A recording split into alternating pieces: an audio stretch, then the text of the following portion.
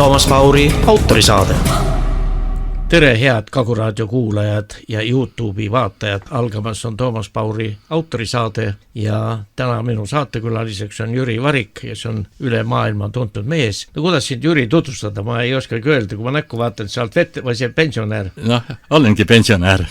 Pensionär, heas vormis pensionär, isegi minust vanem kurat ja vaatad, et poiss nagu ponks, et mis su tiitel on või? Oled sa mingi mässaja või? Ei ole, ma olen põlisrahva esindaja. Põlisrahva esindaja, selge. Ja kuidas teil, härrasmees? Tere, tere! Tere, kuidas tiitel on? Tiitel, ise arvan, et virulane oleks siuke sobiv tiitel, nii-öelda virulane Rakvere kihelkonna. Nii nagu meie esivanemad kunagi end tutvustades viitasid. Ikka üsna noor, 33-seks saanud. Oi, noor mees, me ei ole nii noort mees näingi. Veel midagi endast, mis 3 lapse isa, kes viisi pusin siin oma ettevõtlusvormidega ja... Tubli mees, vähemalt see on hea näitaja.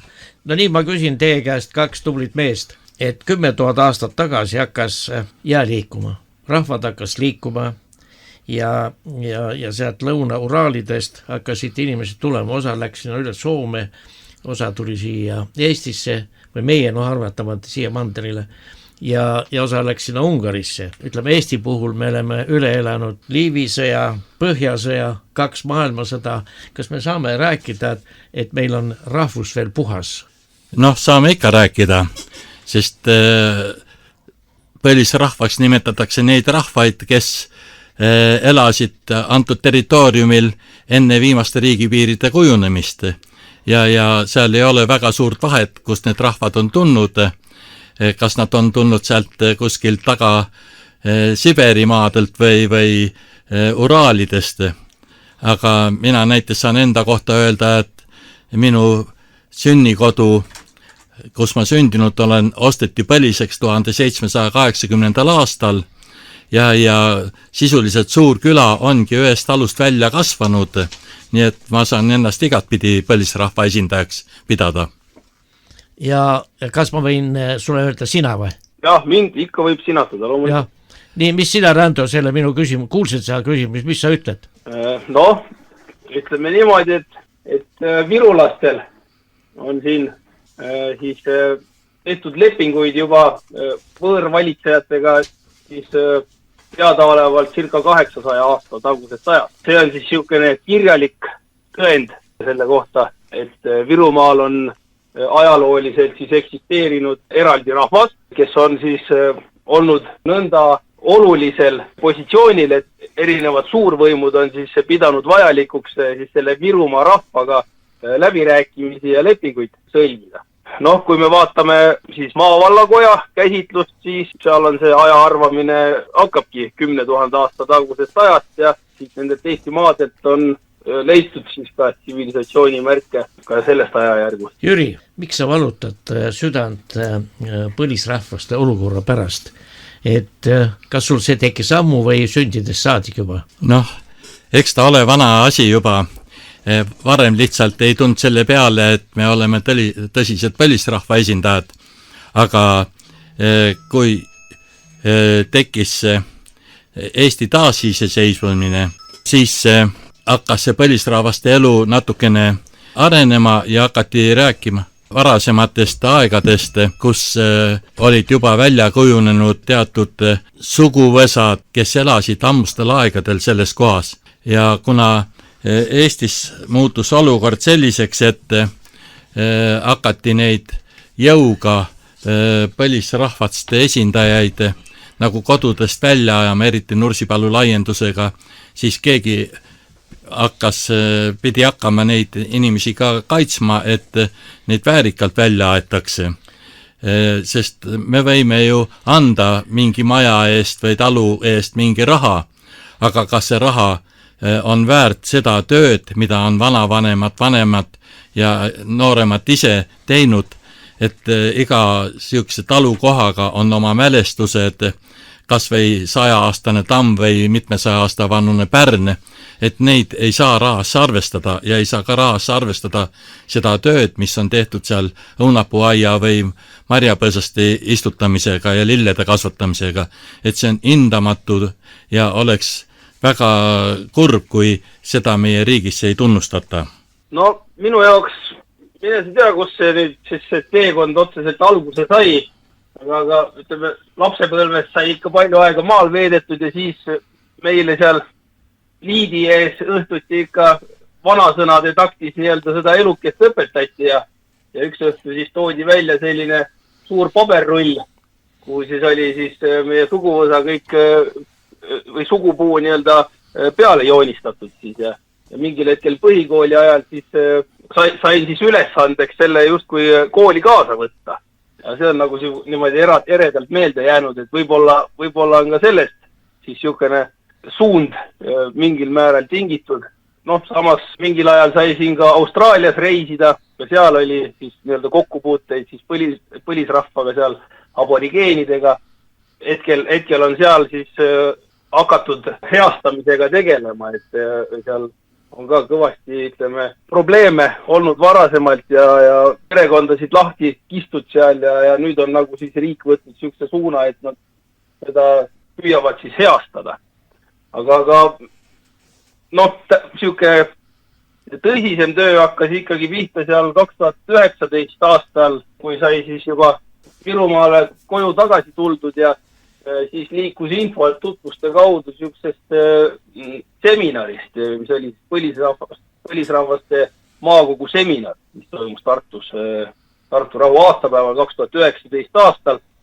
Ja seda siis seal korraldasid Lembit Tõns ja Kristjan Moora ja siis ka legend Kalle Eller tol ajal tegi seal ettekande ja Oliver Loode oli ka seal, kes oli siis kunagine põlisrahvaste alalise ekspertkomisjoni liige seal ÜRO juures. Noh, seal ütleme minu jaoks põlisrahvaste õiguse aluspõhimõtted ja siis see planeeritav organiseerumine siin Eestimaadel sellisel kujul, nagu ta koostöökogu formaadis on siis nüüd lahti läinud või käivitunud, et seal nagu tekkis selline tõsine arusaam ja nägin, millised võimalused sellega võivad kaasneda. Et jah, see kõik nagu tundus väga huvitav ja kõnetas ja ausalt öeldes olin nagu üllatunud selles mõttes, et see juba ei ole nii-öelda laialt levinud siis tegutsemisviis siin Eestis. Et jah, minul põhimõtteliselt selline lugu siis edasi sai siis peale seda hakata aktiivsemalt käima nendel põlisrahvaste koosolekutel, olid nad siis Saaremaal või Läänemaal ja siis noh, kuna tundus, et ma olen nagu seal IT asjadest kõige teadlikum sellest seltskonnast, siis sai asutatud ka maarahvas.ee kodule, kuhu siis hakkasin neid rahvusvahelise õiguse dokumente ja siis neid organiseerumise põhimõtteid nagu koondama ja üles panema. Rohkemad inimesed sellest samast asjast nagu teada saaksid. See on ka üks asi, mis võimaldab siis neid õiguseid lõppude lõpuks saada. Nii, nüüd ma küsiks Jüri sinu käest, et sa olid Võrokese kongressil ja sind valiti siin Vanempite kogusse ja sa olid seal tükk aega, aga miks sa sealt minema läksid? Löödi minema või läksid? Võtame algust peale selle loo. See Võrokeste kongress oli tõesti selline ettevõtmine ja tänu nendele ettevõtjatele saan ütelda, et see oli väga asjalikult korraldatud. Sinna said delegaadid, keda rahvas toetas. Mind toetas ja soovitas sinna delegaadina 24 põlisrahva esindajat. Kongressil valiti vanemate kogu, kuhu ka mind valiti, aga minu jaoks oli palju olulisem see vanemate kogusse kuulumine või mittekuulumisest see, et kongressil võeti vastu 3 põhilist otsust. Esimene oli, et võrukeste tunnistamine põlisrahvaks. Selle otsuse poolt oli 122 delegaati 139-st, vastu oli 1, erapooletuid oli 3 ja 13 delegaati ei võtnud hääletamisest osa. Teine otsus, mis oli ka üpris oluline, oli võru keele ametlikuks keeleks seadustamine ja võrukeelse hariduse andmise otsus. Seda toetas 117 delegaati, vastuolijaid ei olnud, erapooletuks jäi 2 ja vastu oli 20 delegaati. Ja kolmas, minu jaoks võib-olla kõige olulisem punkt nendest otsustest oli põlisrahva looduse kaitsmise ja elukeskkonna puhtana hoidmine mürast, mürkidest, prügist ja kunstlikust valgusest. Selle otsuse poolt hääletas 119 delegaati, vastu ei oldud, üks oli erapooletu ja 19 delegaati ei võtnud üldse hääletamisest osu. Miks ma lahkusin vanemate kojast? Kui mind oli vanemate kotta valitud, siis need inimesed, kes mind delegeerisid sinna kongressile, ei väsinud küsimast minu käest, mida siis vanemate kogu teeb põlisrahvaste tunnustamiseks. Kuna siukest konkreetset tegevust ma ei näinud eriti, räägiti küll väga palju võru keele tunnustamisest ja selle kehtestamisest koolides, õppekavades, aga põlisrahvaste teema jäi tagasihoidlikuks ja kuna ma ei osanud ka midagi oma inimestele rääkida, siis ma vaatasin, et kui ma ei saa täie pühendumisega põlisrahvaste teemaga tegeleda, siis ma ei sobi sellesse seltskonda ja ma lahkusin tõesti omal soovil. Hoiad teil silma peal ka või? Ikka. Selge. No nii, Rando, milleks on põlisrahvaste liikumist üldse vaja? No, lühidalt võib-olla, kui selle peale mõelda, siis on küsimus ikkagi elukeskkonnas ja selle kaitses ja nendes võimalustes, mis siis rahvusvaheline õigus, mis on põlisrahvaste kaitseks vastu võetud, tekitab täiendavaid võimalusi selleks, aga tänastes tingimustes see ikkagi võimaldabki meil seista oma elukeskkonna kaitsed ja rohkem rääkida kaasa siis nendes küsimustes, mis puudutavad konkreetselt siis kohalikke inimesi. Et see otsustusõigus tuleks tagasi Toompealt siis ütleme siia meie kihelkondadesse. Et kui me mõtleme natuke laiemalt ja tagasi ajas, et siis see Eesti rahvas kui selline ju ongi tegelikult siis moodustunud nendest Eesti maade rahvastest, et kui vabariigi alguse aegadel tuldi välja siis manifestiga Eesti maade rahvastele, et siis ju kutsutigi neid kõiki maade rahvaid kokku siis tulema siis riigirahvaks, eestlasteks. Tollel ajal oligi see kodanikkond suures osas koosnes siis nendest põlistest maade rahvastest, aga aeg on teinud omad korrektuurid siin ja ega paljud tänapäeval ei teagi enam, kust kihelkonnast nad pärit on ja ollakse siis unustanud oma see juurikas nii-öelda siin maas. See on niisuguse kolonisatsiooni ja globaalsete tõmbetuulte ja ka omakasu püüdlike otsuste niisugune tulemus. Milleks see vajalik on, et taastada siis see algupärane siis vabariigi mõte selline, ma arvan. Kuidas moodustub põlisrahva tuumikrühm ja mis rolli kannavad selle liikmed? Jah, põlisrahva tuumrühm siis on siis selline algrakukene põhimõtteliselt, millel siis põlisrahvastena organiseerumine siis tugineb. Igas põlisrahva tuumrühmas siis selleks, et see asutada või algatada, peaks olema seal vähemalt 3 siis põlist elanikku siis vastavast kihelkonnast. Ja need inimesed siis peaksid vastama vähemalt ühele järgnevatest tingimustest. Ja ma siit nüüd võtan siis Maarahva lehe peal on need ka välja toodud ilusti, kelle vähemalt üks esivanem oli aastaks 1924 siis vastava kihelkonna või pärit vastavast kihelkonnast. Põlisrahvast inimene, kellel on vähemalt 2 esivanema kaudu aastaks 1924 seos mõne teise maa kihelkonnaga ja ta on ise 15 aastat järjest elanud esindatavas kihelkonnas, või põlisrahvast inimene, kelle päritolu mõne muu kihelkonna kaudu on tõendatav 1924. aasta seisuga 2 esivanemaga ja ta omab lapsi esindatavasse kihelkonda kuuluva põlisrahvast põlvneva kaasaga. ehk siis need on need alus siis tingimused ja need inimesed, kes siis sinna tuumrühma kuuluvad, nemad või neid võiks näha siis justkui selle põlisuse tagajate ja järjepidevuse hoidjatena, siis oleks nii-öelda kindel seos ikkagi sellel kihelkonna rahval läbi oma esivanemate seos siis ka selle maa-alaga. Et see paneb nagu sellise, laob nagu selle vundamendi, et hiljem on võimalik sinna tuumrühma liituda juurde, aga need tuumrühma inimesed, neid võib siis käsitleda nagu aukogu või siis algrakukesena, et kellel siis põlisus rajaneb ja sealt on siis võimalik nagu seda edasi ehitada. Et see peaks andma jah, siukse tugeva vundamendi, et jah, sellega lõpetaksin praegu.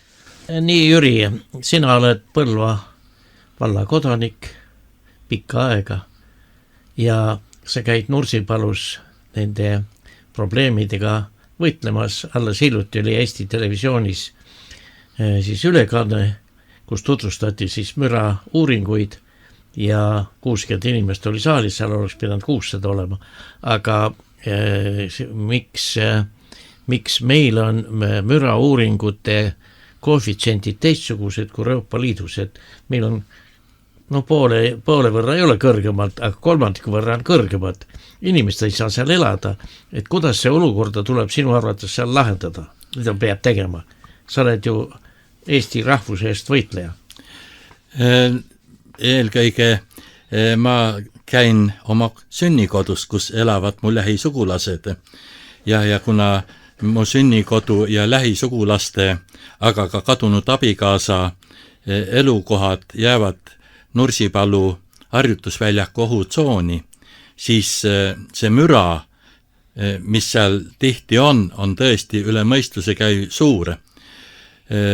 On mitmeid kordi pöördutud nii KIK-i poole kui valitsuse või Kaitseministeeriumi poole, et neid müra mõõtmisi teha, aga nüüd tehti tõesti, kui kasutati Caesareid või mis tehnikat seal kasutati, siis tehti müra mõõtmisi, on avaldatud andmed selle kohta, et näiteks minu sünnikoduski on müra tugevus 104 kuni 109 detsibelli, aga Võrus kajastatu põhjal on tehtud keskmine müra uuringu tugevusse ja see keskmine näitaja on igal pool alla 63.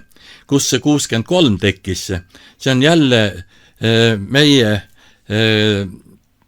valitsuse või Kaitseministeeriumi poolt ise võetud selline müra tugevuse näitaja, mis tegelikult ei vasta mitte kuskil rahvusvaheliselt tunnustatud müra tugevusega, mis on 50 detsibelli.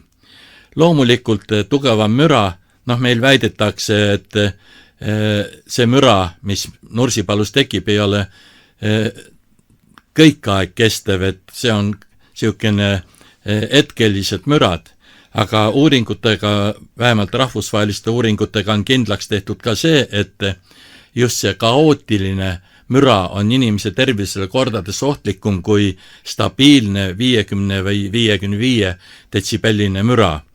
Ja kui nüüd seal Võrust, ma ise ei olnud kohal, olin haige sel päeval, ei saanud osaleda, aga nii palju, kui mul informatsiooni on, siis tuli välja väga huvitavaid asju.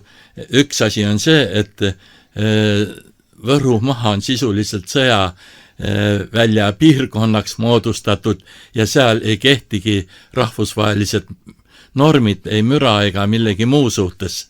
Ja teine asi on see, et ega seda harjutusväljakut ka enam sisuliselt polegi olemas.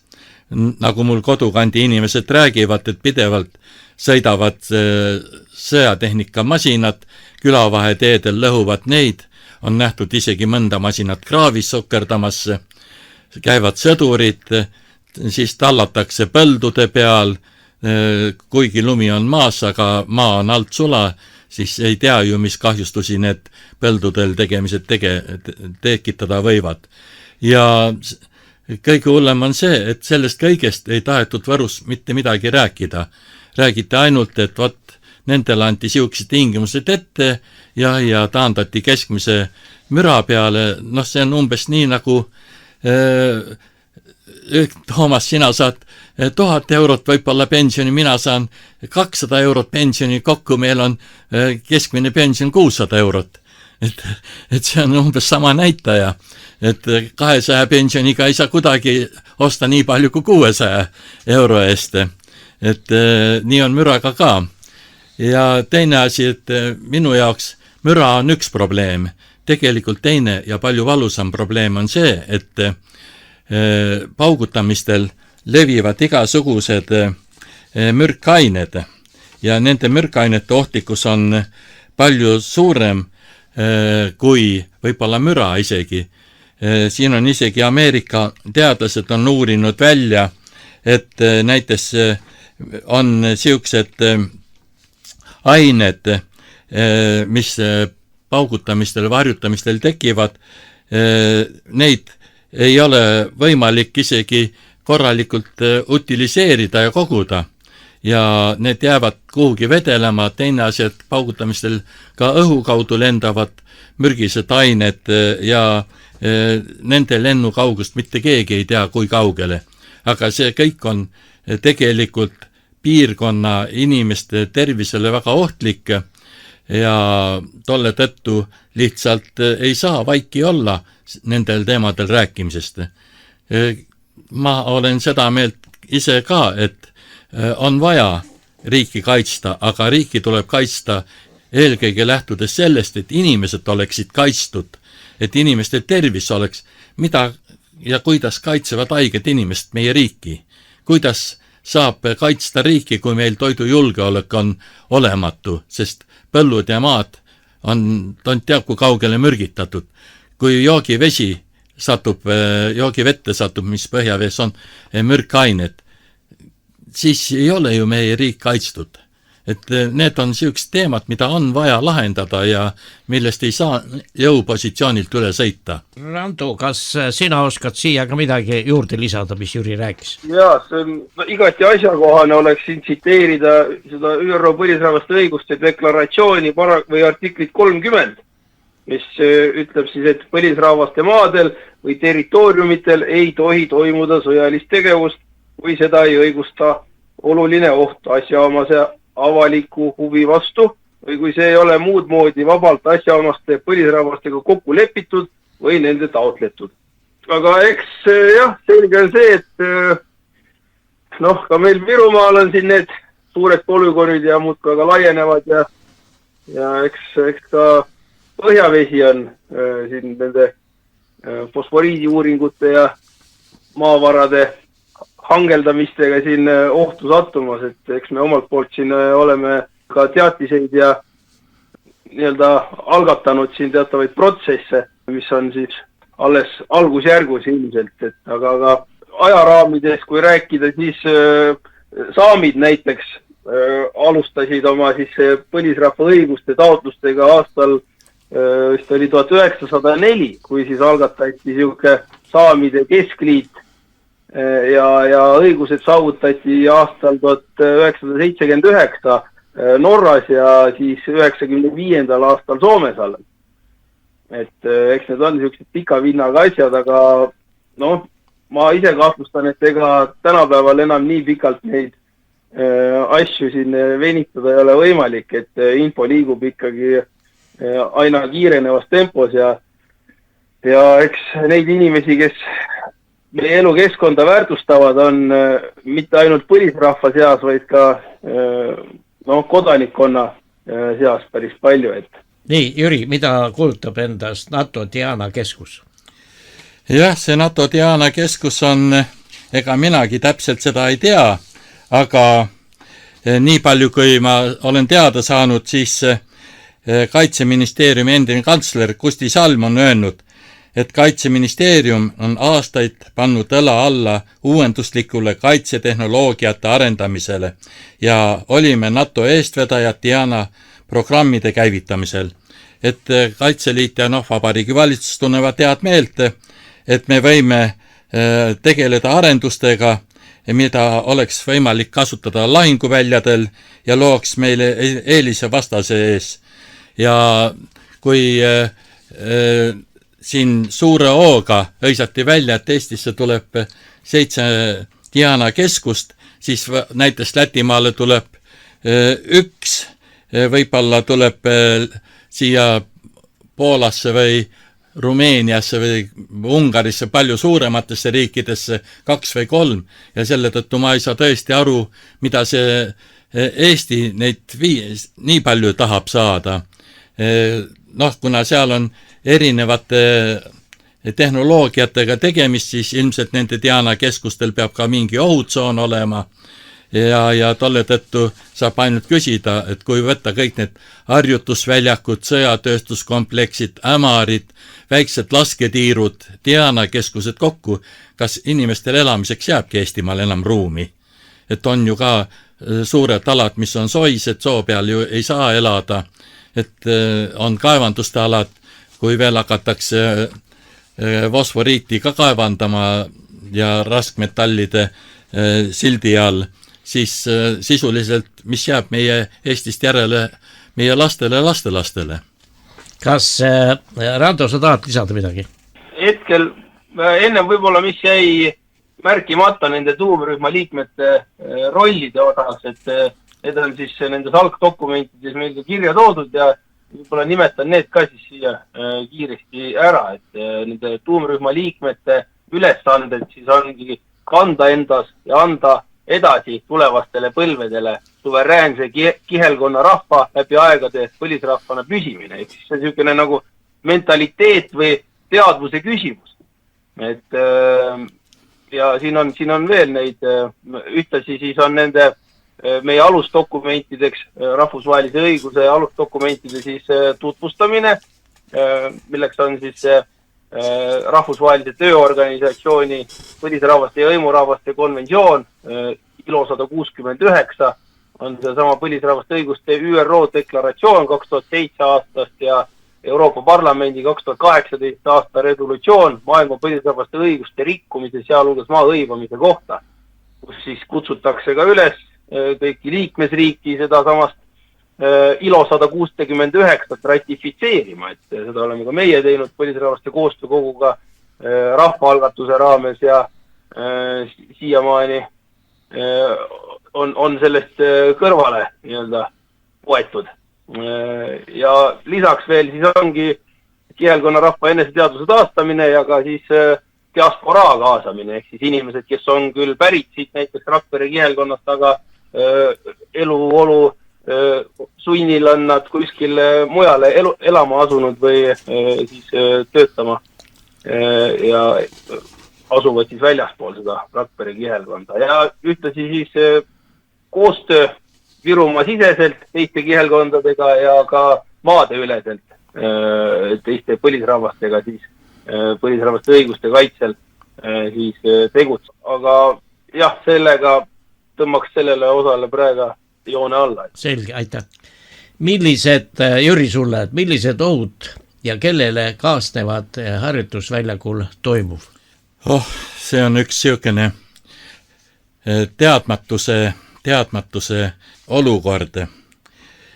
Ma olen kõigepealt mures nende inimeste pärast, kes elavad Nursipalu ohutsoonis ja isegi ohutsoonis natuke väljapoole, et siiani pole mitte kuskil räägitud laskemoona jäätmete käitlemisest. Olgu lisatud, et laskemoon kujutab endast erinevates vormides pürotehnikat, lõhkeainet ja propellante, mis võivad esineda miinide, granaatide, mürskude ja muul laskemoona kujul. Nii et need on kõik need ained, mis ka Nursipalus ilmselt kasutusel on. Ohtlikkus seisneb eelkõige selles, et laskemoona väljatulistamisel ja lõhkemise käigus eraldavad õhku toksiinid ja kantserogeenid, mis on paljud inimese tervisele ohtlikud, aga eralduvad ka raskmetallid ja muud kahjulikud ühendid, mis rikuvad õhku ja pikapeale satuvad ka põhjavette. Raskmetallide puhul võib olla kerge korjata kokku küll metallitükid lõhkamise alal, aga raskesti kättesaadavad lõhkamise tulemusena tolmuga eraldunud raskmetallide lendamise kaugest ei tea mitte midagi. Seda ei ole uuritud, ei ole ühtegi seirejaama Kagu-Eestis üles pandud, mis seda uuriks. Ja nende ohtlikkuse kohta ka meil ei avaldata mingit infot, võib-olla ta kuskil on olemas, aga see on salastatud. Aga näiteks Ameerika Ühendriikide keskkonnakaitseagentuuri tõlgenduse järgi on sellise laskemoona jäätmete puhul tegemist tõeliselt energiamahukate ja ohtlike jäätmetega. Kahjuks pole kuulnud, et Eestis mõni poliitik või ametimees oleks kas või viidanud, et laskemoona kasutamisest tekkivad jäägid on aktuaalne murekoht, sest jäätmeid pole enam võimalik pikalt ladustada tekkekohas ning päästeametite laod olevat ka juba ammendunud. Ja siit tulebki siukene küsimus, et kuidas meie valitsus sellesse kõigesse suhtub. Nii president, Riigikogu enamus kui ka valitsus on lõplikult sulgenud oma kõrvad, nad ei kuula, mis rahvas räägib, ei arvesta tarkade inimeste sõnavõttudega ja ettepanekutega, ei taheta üldse kuulata mingid mõtteid sel teemale. Ja kõik see on viinud siukese olukorrani, kus sisuliselt inimestelt on isegi kadumas võimalus kaasa rääkida. Inimesed on pettunud meie riigisse ja on kaotanud usu, et keegi nendest hoolib. Ja teerulg muudkui sõidab inimestest üle. Seda oli näha nii siis, kui näiteks Võru vallas oli arutusel veekasutusloa andmine Reedo kinnistule, kus olid selgelt valed andmed, võib-olla kunagi nad olid õiged, aga 70 kantmeetrit ei olnud võrreldav siiski pumpade võimsusega, mis oli 435 kantmeetrit tootlikkusega. Ja nii oli ka Võrusse, kus absoluutselt ei kuulatud, räägiti ainult seda, et meil on siukesed keskmised normid ja need keskmised normid ei tekita inimesele mingit ohtu ja nii see asi läheb. Rando, kuidas sinu arvates valitsus suhtub kõike toimuvasse, mis Jüri rääkis? Eks neil on seal omad agendad ja püütakse ikka lõigata kasu kõiksugustest projektidest ja planeeringutest ilmselt.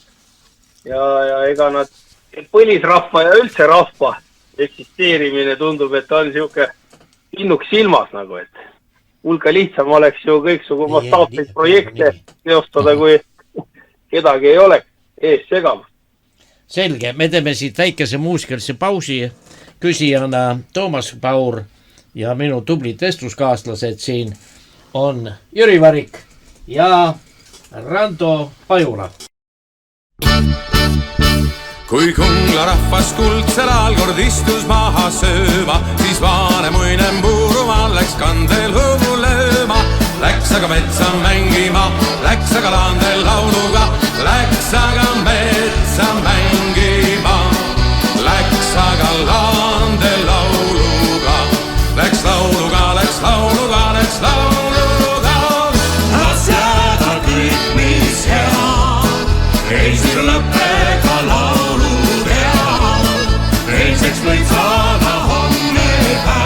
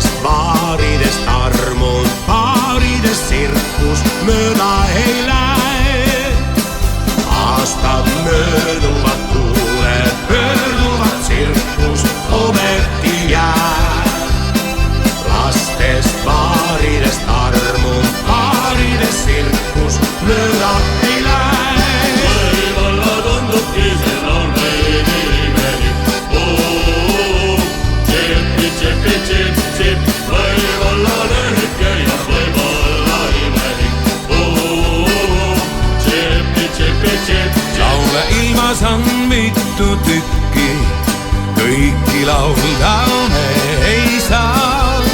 Kõik ei ole veel pääsnud trükki ja kõik ei ole valmis ka. Laule ilmas on mitu tükki, kõiki laulda me ei saa. Kõik ei ole veel pääsnud trükki ja kõik ei ole valmis ka. Jätkame saadet küsijana Toomas Paur ja minu vestluskaaslased on siin Jüri Varik, Põlvamaa mees, ja Rando Pajula oli siis Virumaa mees. No nüüd tulebki sinule, Rando, küsimus. 17. mail 2025 on Koerus Eestimaa põlisrahvaste vastastikuse tunnustamise sündmus, kus kohal olid oli toimunud, kus kohal olid põlisrahva esindajad Järvamaale, Saare, Viru, Viljandi, Pärnu ja Läänemaalt. Et mis seal räägiti ja kes selle ürituse korraldasid? No see oli meil nii-öelda suur sündmus, mis korraldatud oli ta põhimõtteliselt põlisrahvaste koostöökogu poolt, aga kokku kutsutud siis Järvamaale Koeru kihelkonda. Varasemalt oli siis meil põlisrahvaste koostöökogus 3 maa esindatus, oli seal Saaremaa, Läänemaa ja Virumaa, ja siis selle sündmuse raames siis liitusid põlisrahvaste koostöökoguga Viljandi, Pärnu ja Järvamaa.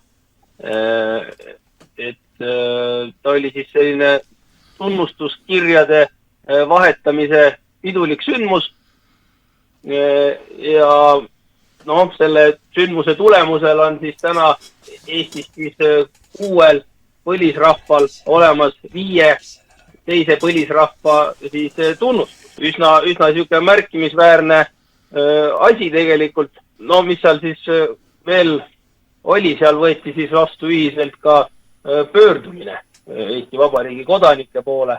See on ka seal maarahvas.ee /koostöökogu lehel on üleval. Iseenesest see on ka videoformaadis Viru meediakanalilt leiab selle, kus siis virulane Timo Kalaus loeb selle ette. Ja lühidalt siis seal ongi siis välja toodud selles pöördumises seesama, et meil on nüüd 6 maa põlisrahvad, kes on teostanud enesemääramised põlisrahvastena ja edaspidi siis tehakse koostööd ühiste eesmärkide saavutamisel. Natuke on seal kirjeldatud ka siis selliseid edasisi koostöö formaati, mis on siis konföderatiivsel printsiibil üles ehitatud, kus siis ühiselt esindatakse huve ja valmistatakse ette otsuseid ja leppeid.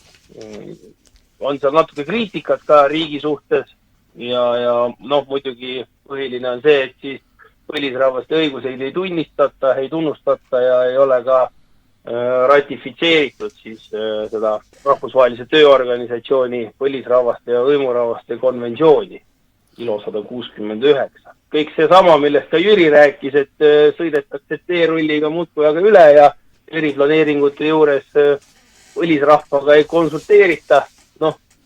Tehakse küll kaasamiskoosolekuid, pannakse linnuki kirja, et kaasatud rahvas oli kohal. Ja võib-olla ei tuleks kohale minna üldse nendele asjadele, kui need on ainult formaalseks, ütleme, paberimäärimiseks vajalikud, et võite ju kohal käia, aga ega midagi sellest ei muutu. 6 maakonda on ainult ühinenud.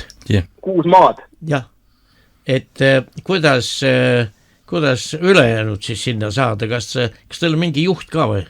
No Võrumaal on Võrumaal üldjuht, ma mõtlen. Üldjuht, seda oskab Rando öelda. On Rando üldjuht või? No eks on ta president või kes ta on? Ei, meil presidenti meil ei ole, meil ongi konföderatiivne põhimõte, et meil on tuumrühmad, meil on siis, olude sunnil olen siis mina, see Virumaa põlisrahva esindaja seal põlisrahvaste koostöökogu juures ja seal on ka siis igalt maalt keegi, kes siis saab oma kihelkondadest infot, tuleb siis ühise laua äärde, koostöökogu seal koosolekul, püstitatakse päevakavad, arutatakse teemad läbi ja niimoodi see, ütleme, koostöö käib, et mingisugust üldjuhti või presidenti meil seal ei ole. Koostöö on ikka selle asja nimi. Ei no ma mõtlen, et paljud inimesed ja teist midagi, Jüri hakkas mulle rääkima, ega ma ka suurt ei teanud. Et see on hea mõte, et tulite siia Kagu raadiosse, siit läheb ta YouTube'i, kus saab inimestele öelda ja no muidugi ka, et kuulake, ma ei tea, millal ta üles pannakse, praegust me lindistame, et kuidagi on vaja seda aktiviseerida ja et sina oled noormees, see on hea ja Jüri siis vanamehena peab siin nüüd jooksma ja seda asja püsti hoidma ja Põlvamaal ei olegi, Jüri? Ei ole. Ja Võrumaal ka ei ole. Võrumaal ka ei ole. Tee ära. Noh, ma olen selleks liiga vana juba. No ei leia kedagi või? No, võib-olla on nooremaid mehi, aga kõige suurem probleem Võrumaal ongi, et selle põlisrahvaste teemal on väga vähe räägitud. Sellest ei kirjutata ka piirkondlikes ajalehtedes ja see on kuidagi, soigus. Nüüd, ma ei tea, ma olen siin natukene kriitikat avaldanud selle Võru kongressi vanemate kogu aadressil, nüüd seal on hakatud vähemalt natukene liigutama, võib-olla nad leiavad ka võimaluse tunnustada neid põlisrahvaste kogusid, mis juba on liitunud selle üle vabariigi ja soovivad ka sinna astuda, et see muudaks kindlasti olukorra palju lihtsamaks ka võrumaalaste jaoks. Ja ma ise esindan küll rohkem Urvaste kihelkonda ja kui ma kuulasin nüüd neid tingimusi, mis liitumiseks vaja on, siis ma julgen arvata, et ma isegi saan need vajalikud toetajad kokku ja saan ka võib-olla liituda selle koostöökoguga. Oota, kuidas nüüd on, et kui mina tahan sinna astuda, siis ma pean otsima keda? Sul peab olema vähemalt 3-4 põlisrahva esindajat. Aga kus ma tean, kus need on?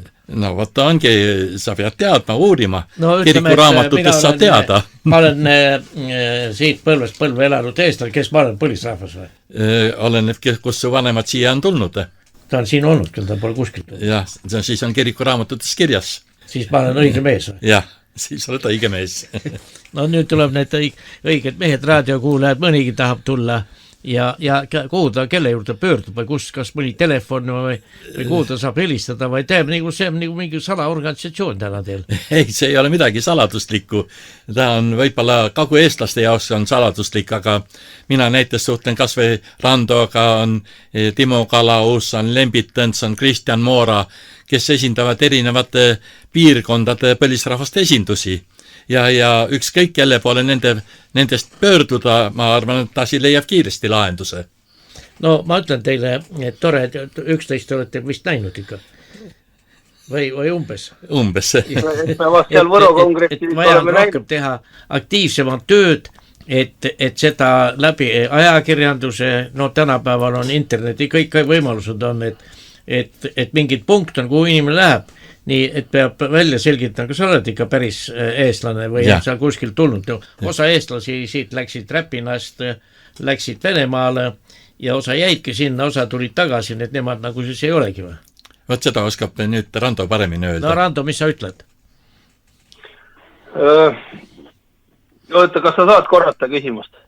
Ma räägin, et kui tsaar jagas omal ajal 1800, ma ei tea, 60 midagi, jagas maid Venemaal, siis paljud eestlased, neid oli 200 000, kes läksid Venemaale ja nad läksid seal laiali, üks sinna pole arusse, teine teisse arusse, osa tuli tagasi, osa ei tulnud. Kas need, kes tagasi tulid, on nad siis tõelised eestlased või ei ole?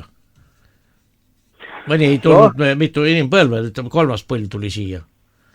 See on nüüd väga hea küsimus iseenesest, eks see küsimus või see, ütleme, asi peaks nagu inimese sees olema kõigepealt selge.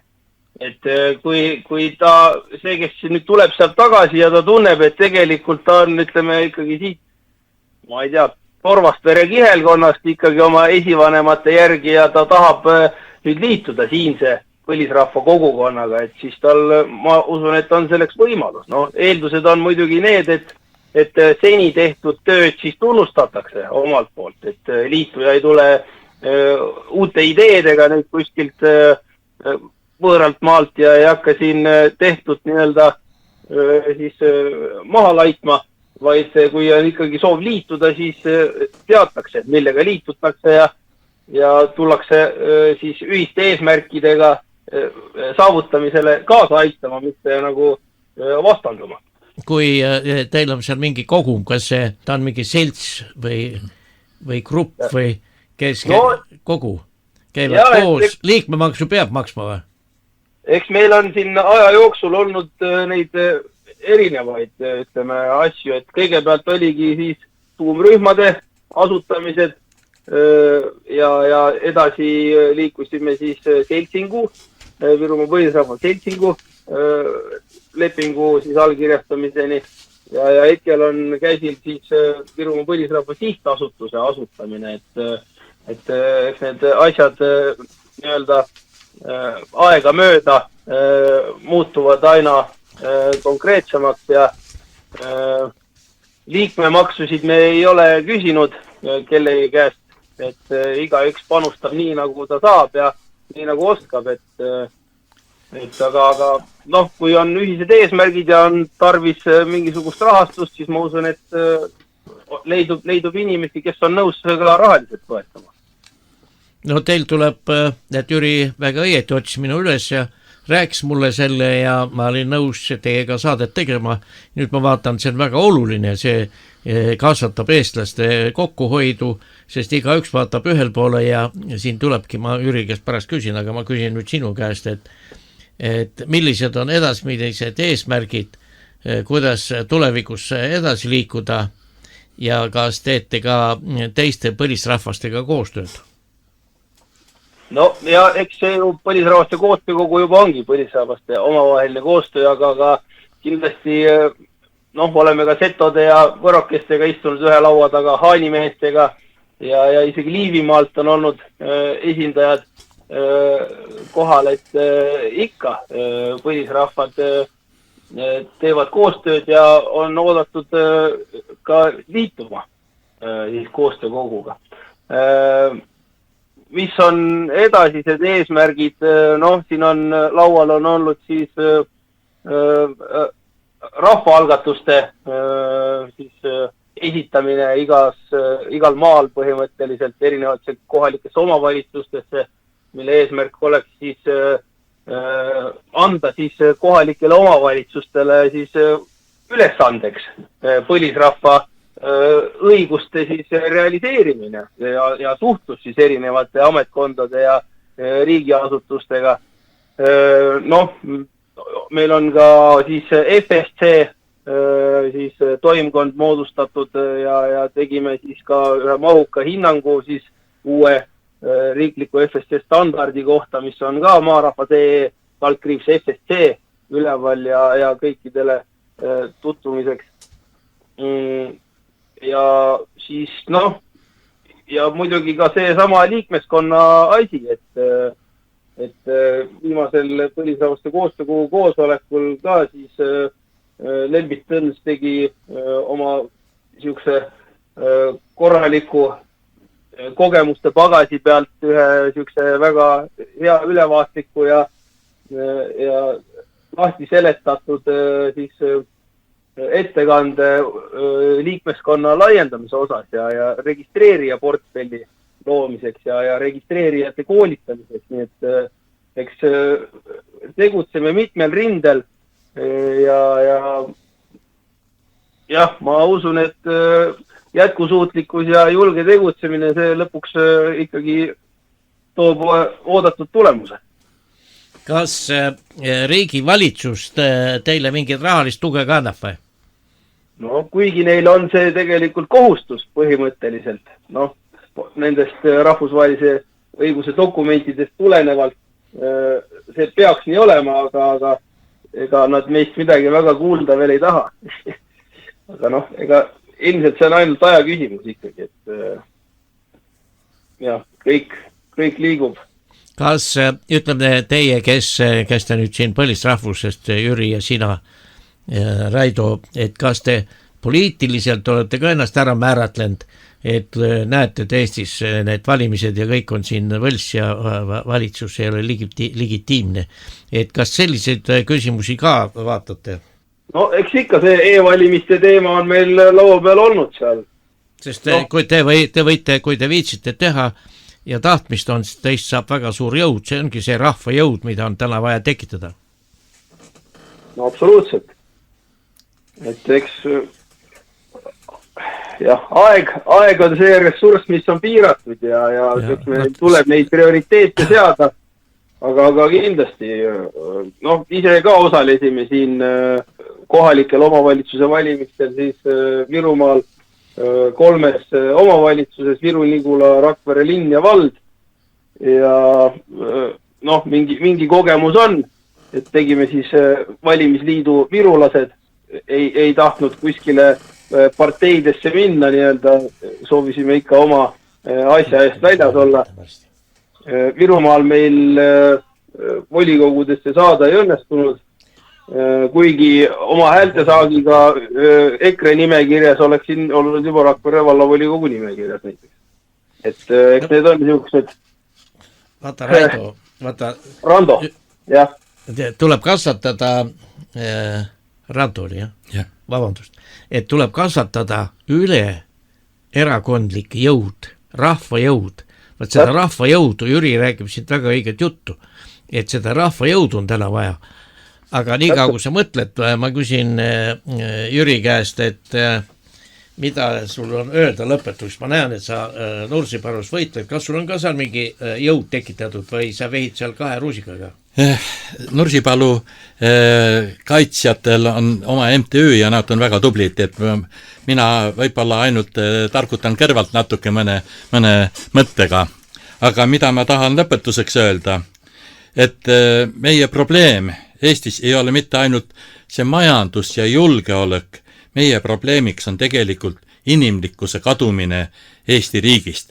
On teatud seltskond, kes arvab, et nemad võivad kõike teha ja teatud seltskond, kes kannatavad kas ajupesu või meediategevuse tulemusel ja kes lihtsalt nõustuvad kõigega. Aga tegelikult Eesti vajab ausat tagasitulekut inimeseks olemise juurde. Ja kui küsida, millal rahu saabub siis, kui kõik Eestimaast lugupidavad inimesed saavad võimaluse muredest ja probleemidest rääkida, nende lahendamiseks sõna sekka öelda, kui neid kuulatakse, nende seisukohtade ja ametlike dokumentidega arvestatakse, ma mõtlen petitsioone. Teine asi, kui Eestis kehtivad seadused ja põhiseadused on üle kõigile, mitte ainult teatud seltskonnale, ilma diskrimineerimiseta, ilma topeltmoraalita ning kohustuslikult täitmisega kõigile inimeste sõltumata nende ametikohast, positsioonist või erakondlikust kuulumisest ühtemoodi. Teine asi on see, et koostööst ja normaalsest arutelust saab rääkida siis, kui kõik pooled on ära kuulatud ja nende poolte arvamistega on arvestatud. Ja tegelik riigi julgeolek saab rääkida siis, kui inimestel on tagatud majanduslik kindlustunne, rahvuskultuuri ja riigipoolse teenuste kättesaadavus kodukohas ning sisemise turvatunde tagamine. See tähendab turvatunnet mitte ainult, et päästeteenistus oleks meil korras, aga ka see tähendab sisserände ohjamist. Praegust on sisseränne ikka ületamas meie riigi taluvuse piiri. Ja muidugi suur oluline koht on ka sotsiaalsetel probleemidel. Nii et need on sellised väga olulised, sest midagi ei ole teha. Me peame hakkama arvestama ikka põlisrahvastega ja kui põlisrahvad ei suuda tagada meie Eesti looduse, elukeskkonna, maaelu säilimist, siis ausalt öelda ei ole ka Eestit enam varsti olemas. Nii, Rando, ütle ka paari minuti jooksul, saateaeg hakkab kokku jooksma. Ja ei, see on väga õige, mis Jüri väljendas ja muidugi ka see, mis sa ennem ütlesid, et põlisrahvaste liikumine ongi erakondade ülene. Meil olid siis erinevatest erakondadest, Järvakad on seal EKRE-s ja Isamaast ja igalt poolt on tegelikult nimekirjad, kus kandideeriti seal selles kohalikel omavalitsustes valimistel. Aga jah, et eks suur osa kodanikkonnast ongi võib-olla kaotanud see ühtekuuluvustunde just suurlinnades eriti. Elatakse küll kõik koos, aga tegelikult ollakse võõrad, et eks tuleb mõelda selle kogukondliku tegutsemise suunas.